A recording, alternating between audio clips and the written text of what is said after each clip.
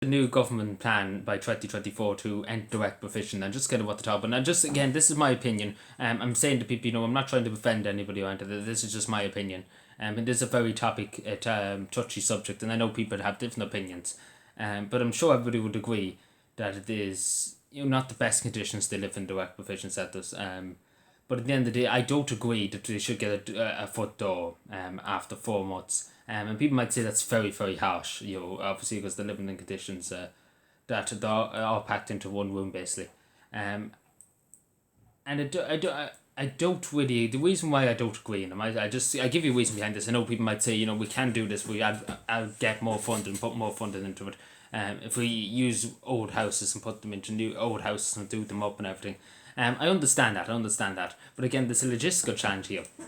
But yeah, just take for example, at the moment in time, there could be, at the moment in this country, there's probably 9,000 people homeless. Especially now with the financial difficulties, people are losing their jobs and everything like that. There's more people on the street now than ever.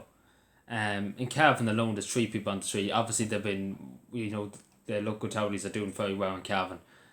We do have, houses, we do have hotel rooms for them, which is something to keep them out of the streets, from sleeping on the streets.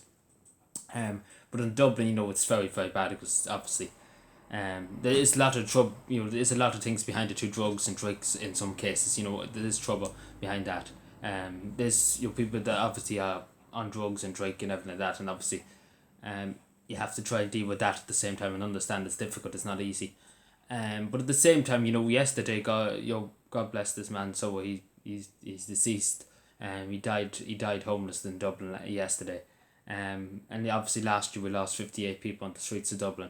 In the streets of our country we lost 58 homeless people. On the streets of our towns and cities. And obviously, we need to tackle that first, because again, this is what I'm trying to say.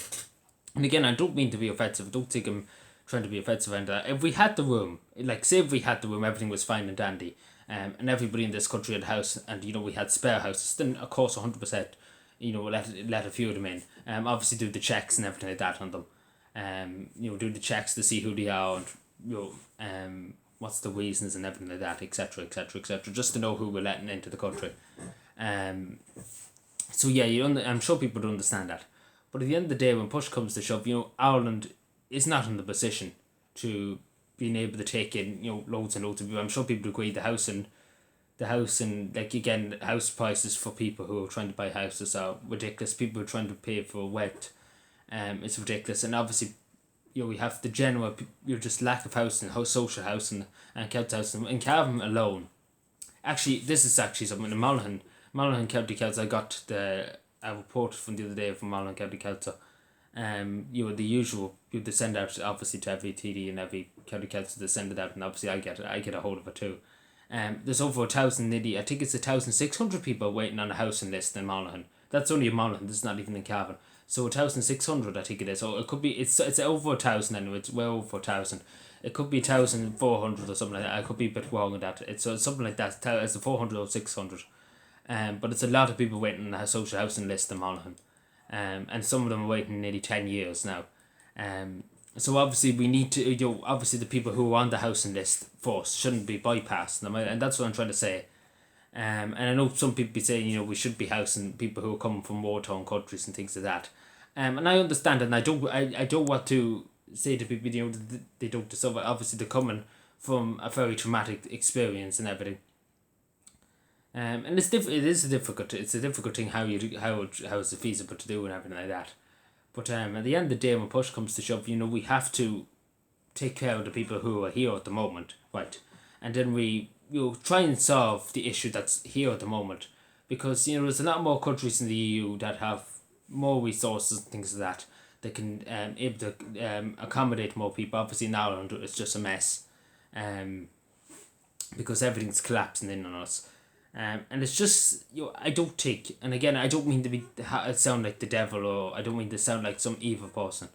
I know that, again, I hate saying it, but I wish the world was a lot more, how to put it, I wish that every country in the world had enough money and, end to poverty, and end to war. I wish every country had that, so everybody could just live in their own country and, live in peace.